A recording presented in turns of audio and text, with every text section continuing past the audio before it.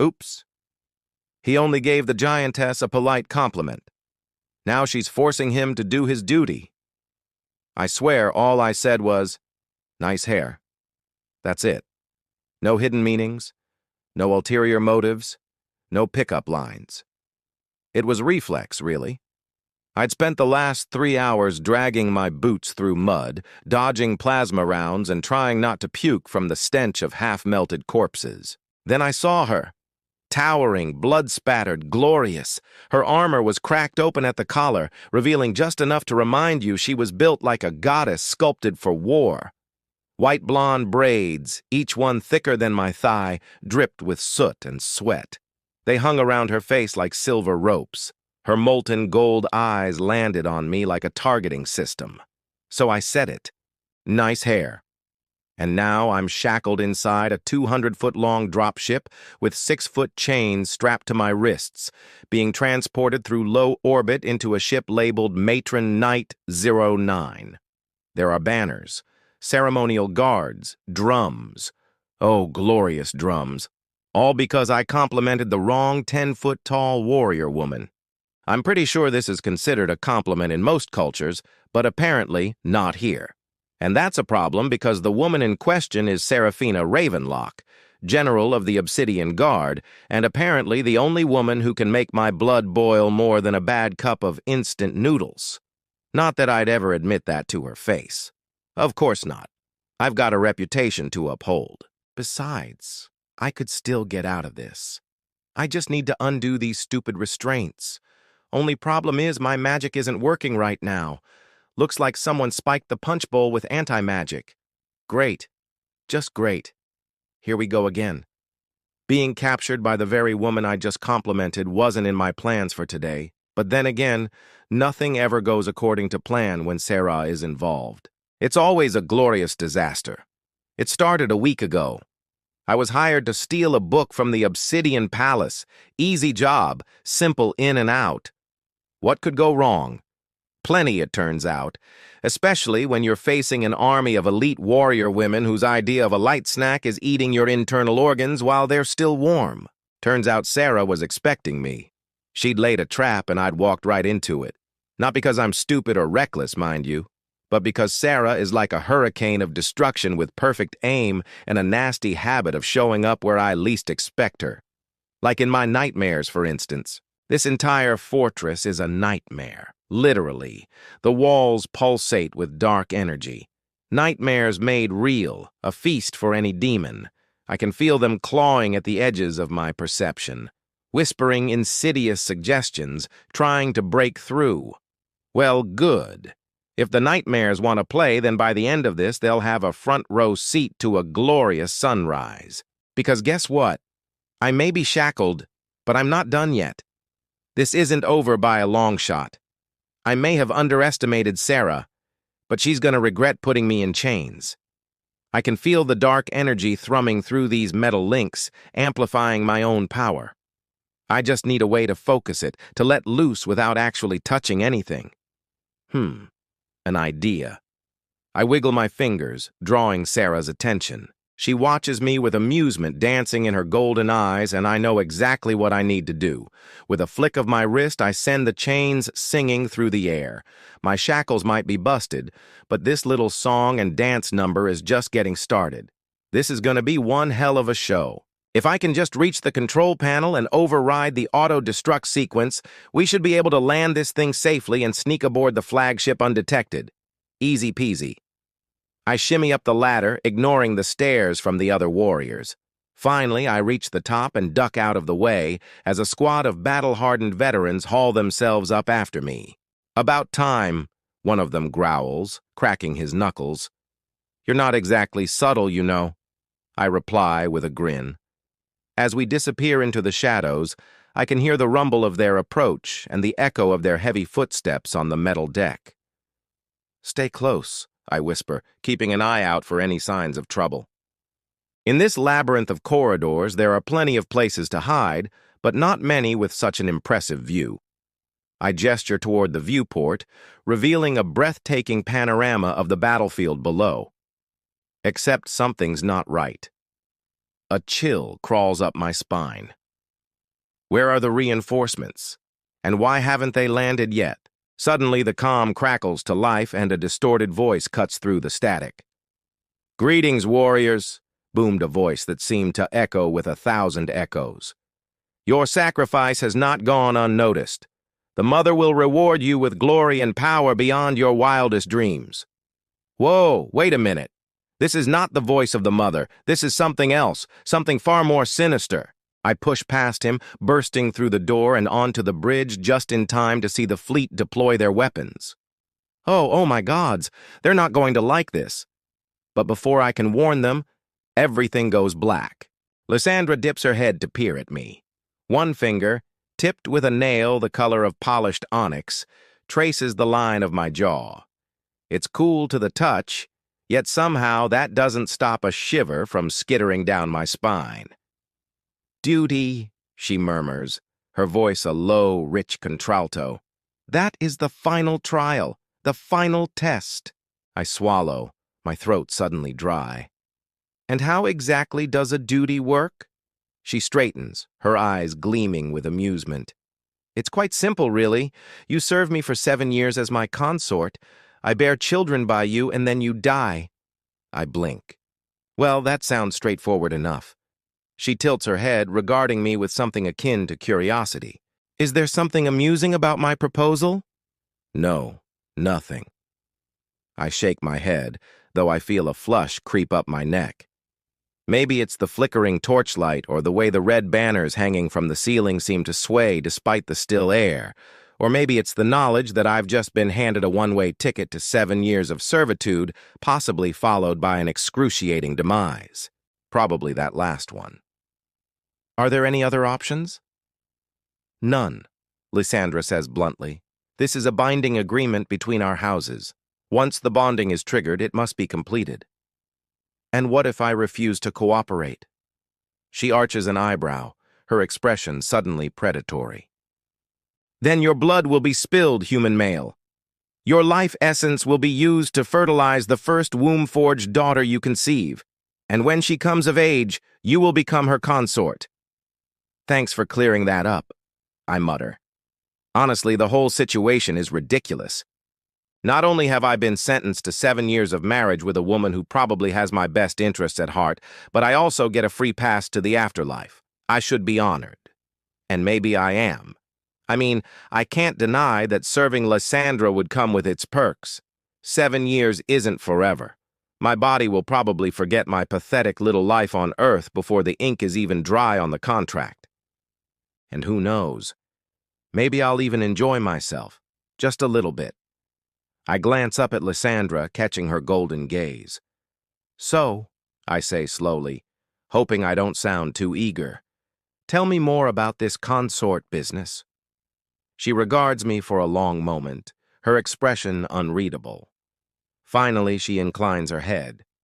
"Very well, follow me." We make our way through a series of tunnels, each one more cavernous than the last. The air is thick with incense and anticipation. Every so often, Lysandra will pause, listening intently as if to some unseen sound. Finally, we come to a halt before a massive archway carved with scenes of what I can only assume is marital bliss. To my surprise, Lysandra gestures for me to go through first. As I step into the next chamber, the archway shimmers, solidifying into a doorway. Behind me, I hear the scrape of stone on stone. When I turn, I find that the entrance has already vanished. I'm trapped. Lysandra strides forward, her eyes gleaming with amusement. "Welcome to your new home, human male." She stops before a dais where a single figure sits cross-legged. The hunched form rises, revealing a woman whose beauty is almost painful to behold. Her skin is the color of burnished copper, and intricate tattoos wind their way up her arms and neck. Her eyes, a shocking shade of emerald green, lock onto mine. "Mother," Lysandra says softly, stepping aside, "this is the human male. He is mine." The woman turns her gaze to me, and I feel as though she's stripping me bare with her eyes. Suddenly, I understand why Lysandra wanted to see me alone. This woman, whoever she is clearly the ultimate authority here. and whatever she thinks of me is of paramount importance. The next trial, the acolyte tells me, is called Trial of Will. Honestly, it sounds more like a bad magic show than a deadly initiation. Maybe I'm lucky. I used to do escape rooms back on Earth. How hard can it be? The acolyte leads me through a labyrinth of tunnels, each turn becoming darker, the air growing colder until we reach a massive obsidian door set into the rock. He prods a panel, triggering a low hum that reverberates through my bones. Then just as suddenly, the door slides open, revealing a circular chamber about 30 feet in diameter. Inside, a single figure cloaked in shadow stands motionless. Beside him, an ornately carved wooden box is open, its interior filled with swirling mist. As I step into the chamber, the door hisses shut behind me. I call out, "Hello? Is anybody there?" Only silence answers me. Then the mist in the box begins to swirl faster, coalescing into a humanoid shape. It takes a step forward, then another, and soon it's clear that I'm not alone in this chamber. The figure raises its head and I gasp. Standing before me is the most beautiful woman I have ever seen. Her skin is the color of burnished copper, her eyes pools of molten gold. A diadem of twisted silver branches adorns her dark, thick, luscious hair. She wears a dress of woven vines and flowers that accentuate her feminine curves. Taking a deep breath, she speaks. "Welcome, mortal, to the trial of will. I am the keeper. Your task is simple. Withstand the coming ordeals and you shall pass. Yield and I will grant you swift death." Just then, the floor beneath me begins to tremble, gasps. The walls writhe and twist, taking on a sickly green hue. From the ceiling, tendrils of shadow lash out, wrapping around me, constricting my limbs, paralyzing my muscles. I struggle against their icy grip, but they only tighten their hold. And then I realize that I'm not being crushed by shadows, but suspended in midair, weightless, like I'm falling through a black hole. I scream as I plummet through a vortex of swirling colors and discordant sounds. My heart pounds against my ribs, threatening to burst from my chest. My lungs burn as if aflame. And all the while, the rhythmic whooshing of the shadows grows louder, filling my ears, drowning out all other sound. But somewhere, deep down, something shifts. I stop struggling against the tendrils. Instead, I relax, allowing myself to be suspended in the abyss. As suddenly as it began, the descent stops. The tendrils release their hold. I land on my feet, shaky but unharmed. Before me, the wall has receded, revealing a passage leading deeper into the mountain. Behind me, the coppery-skinned woman watches with an unreadable expression. I take a shaky breath, forcing myself to meet her gaze. "So," I ask, my voice hoarse, "what now?" She tilts her head, her golden eyes gleaming. "You passed the trial of will, mortal. Now choose your prize, submission, fear, or lust." She extends a hand toward me, her fingers curling into claws. "Touch my hand, and I shall bind your will to mine. You will become my thrall, my property, my slave." She withdraws her hand, revealing a dagger dripping with a black, oily substance. "Or take this, and plunge it into your heart. Let the Shadow Queen claim your life, and I shall grant you a swift and painless death." I shake my head, bewildered. "What? No, thank you. I don't want either of those." Lysera tilts her head, a hint of surprise in her golden eyes. Then a slow smile spreads across her face. "So bold. Very well. Choose the third option. Embrace the pain and become one with the flames." With a flick of her wrist, she summons a pillar of fire that blazes to life, licking at my feet. I stumble back, shielding my face against the searing heat.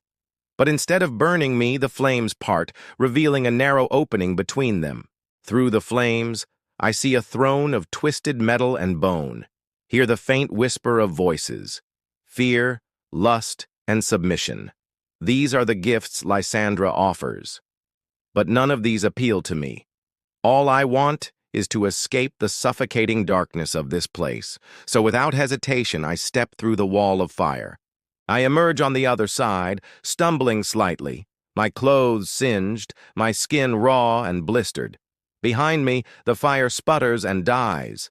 I look back, expecting to see Lysandra watching me, but she is nowhere to be seen, and for a moment I feel a surge of triumph. I have survived the trial of will, but the victory is short-lived. As I limp away, my head pounding, my vision blurred, I hear Lysandra's voice echoing behind me. "Impressive, mortal. Glad I could entertain." She takes a step closer, her face inches from mine. "You did not yield. That earns you a ceremonial marking." Two masked acolytes approach, one carrying a blade carved from bone, the other holding a silver cup of luminescent ink. I try to back away. "What are you doing?" "It is tradition," she says, as if that's supposed to help. The blade kisses my collarbone. The ink burns like liquid fire. I cry out, but somewhere deep down, something shifts. Some primal part of me likes surviving what was meant to break me. And I think Lysera sees it too, her golden eyes blazing with excitement. Okay, new plan. Next, trial of skin. I brace for combat. Maybe I'll wrestle a giant lizard or spar with Lysera herself. Nope. I walk into a room where gravity is warped. I fall upward, then sideways, then through walls made of jelly and light. My skin stretches, folds, compresses. This trial isn't about pain. It's about adaptation. Giantesses are forged in warp-forge wombs designed to test the limits of durability. Their mates must taste a little of that too. I'm thrown across dimensions, slammed into alternate versions of myself, forced to relive my worst moments, then my best. Moments. All at once. It's like being stretched on a rack, but instead of bone, it's my soul. And I'm not even sure I want to pass this trial, because what if I don't? What if I shatter? What if I lose myself? But maybe that's the point.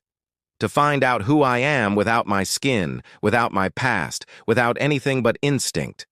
A warrior. A hunter. That's who I am.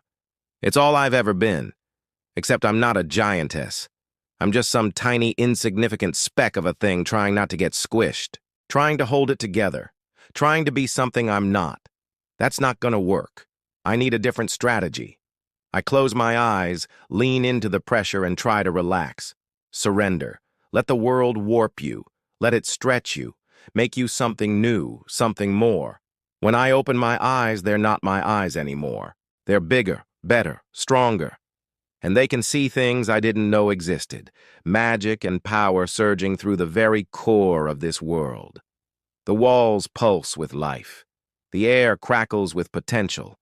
And I feel like I could reach out and touch any of it. I'm no longer prey. I'm predator. And the world shifts again, returning me to the chamber where Lysandra waits. But she doesn't look like she did when I entered.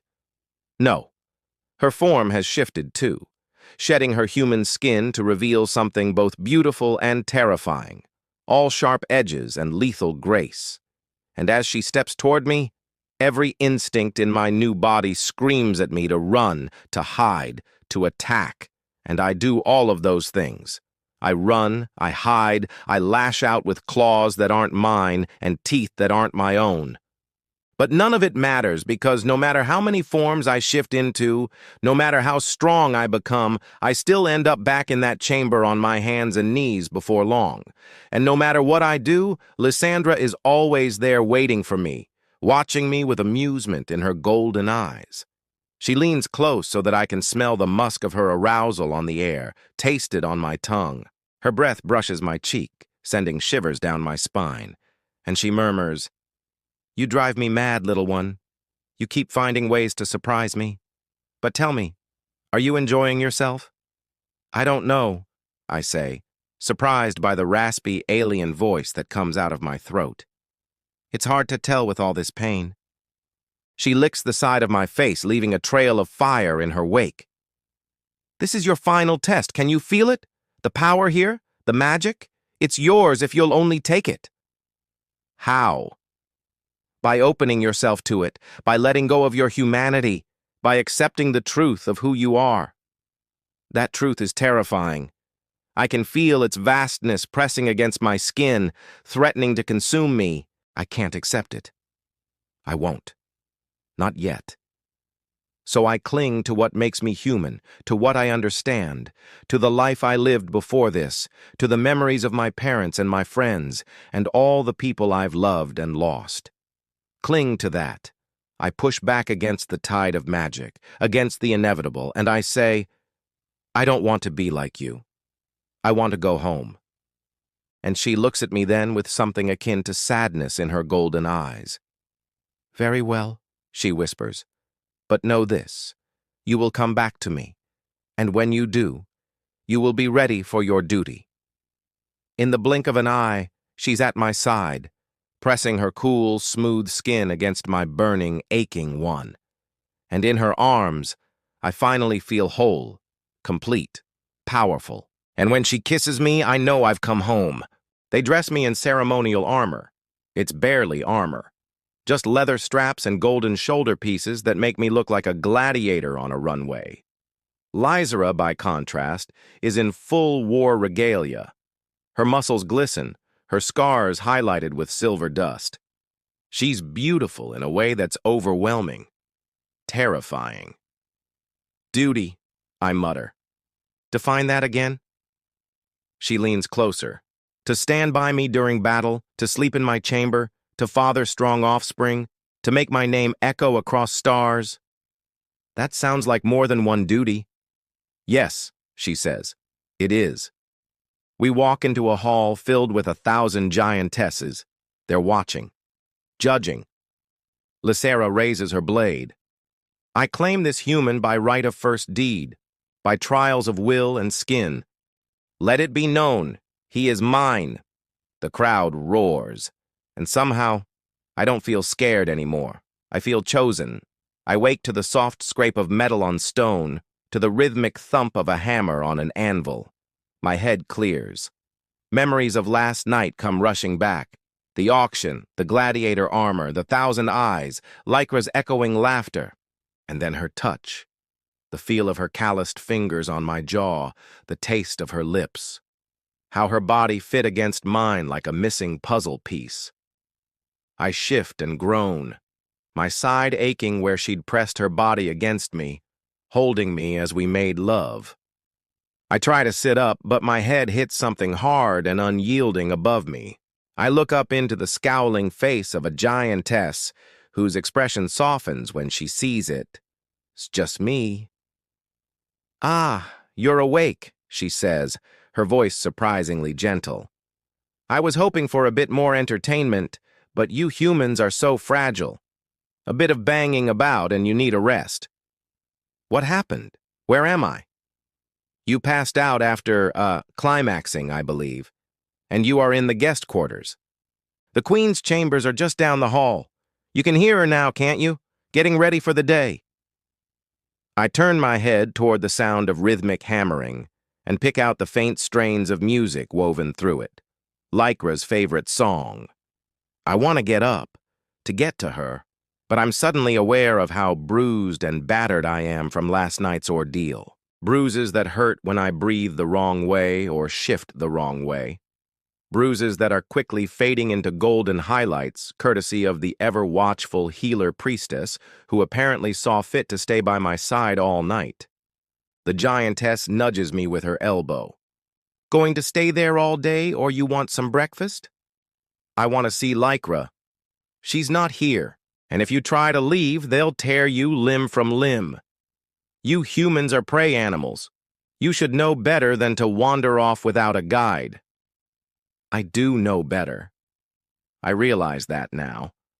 But something about Lycra, about the dangerous glitter in her eyes and the possessive way she'd claimed me, had overwhelmed any sense of caution I might have had.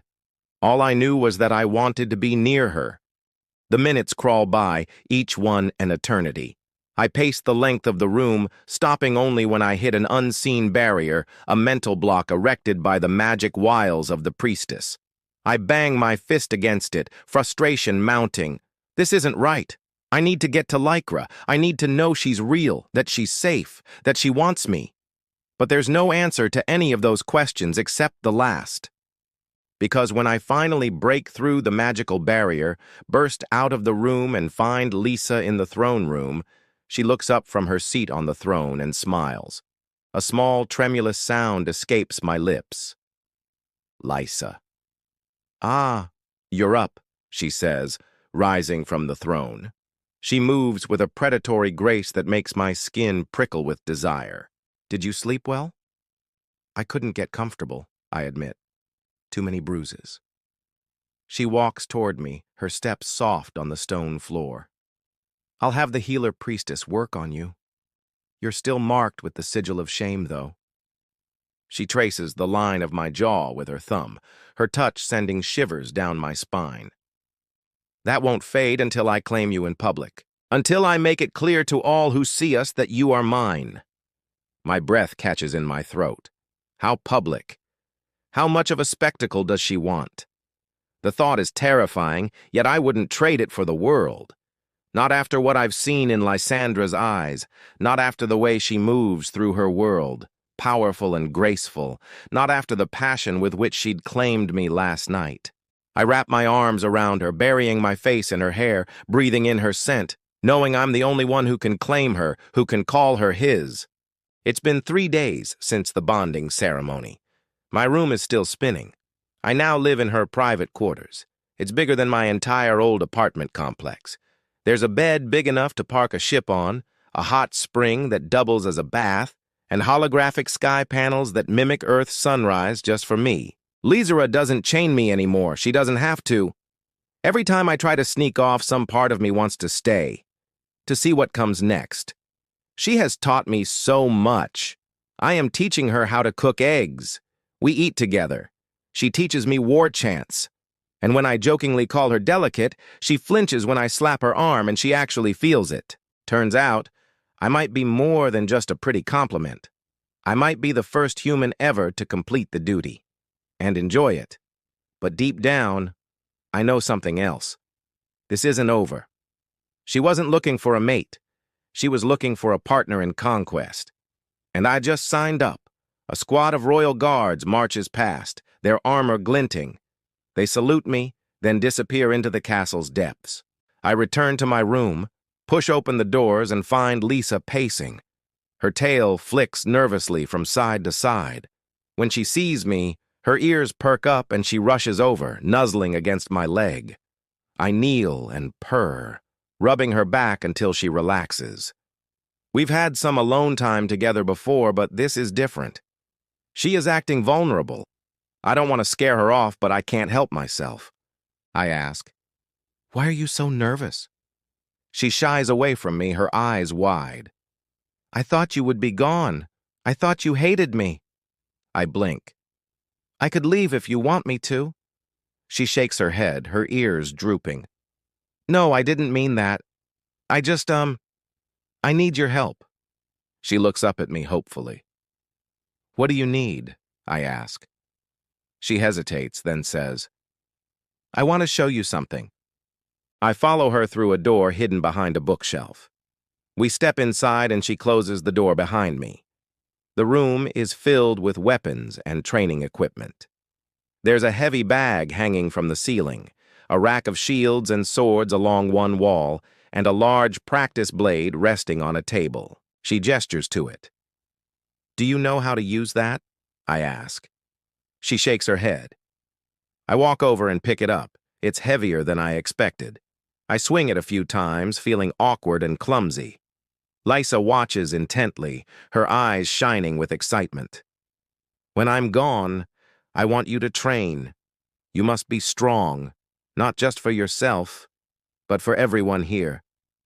For all of us." She takes the blade from me and holds it out like a scepter. "You will be a great warrior. I can feel it in my bones." I smile, but I'm not so sure about that. I'm enjoying my life here a little too much to want to put in the effort. But seeing the hope in her eyes, I know I can't let her down.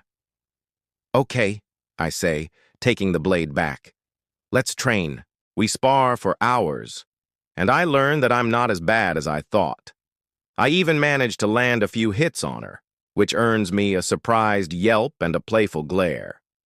As we rest, leaning against the wall, catching our breath, I ask her a question that's been on my mind. Why did you choose me? Why take me as your mate? She looks at me, her expression unreadable. Because I want to, she says simply. I nod, not satisfied with that answer, but knowing that she won't tell me any more than that. We leave the training room and make our way to the throne room. As we approach, I hear shouts and applause. I look around, confused, and Lissa grins. You were right, she says, her voice filled with amusement. They do love watching humans squirm. I roll my eyes, shaking my head. The crowd parts as we enter, revealing my new throne. It's made of polished obsidian, inlaid with gold and jewels. Behind it, a massive mural depicts scenes from Xylar history, including a battle between Lissa's ancestors and an invading army. In the center, a fierce warrior stands tall, holding a banner with a golden sunburst. I recognize the symbol from the Royal Guard's insignia. Lysa takes her place on her own throne, a smaller version of mine, but no less regal. She turns to me with a playful smile. So, my human plaything, she purrs, extending a hand towards me. Care to dance? I take it, letting her pull me close. As we dance, I feel the weight of her gaze on me. I know she is assessing me, deciding if I am worthy of her, if I am worthy of Xylar, and I may not know it yet, but I am. I am worthy, because I am the key to their future.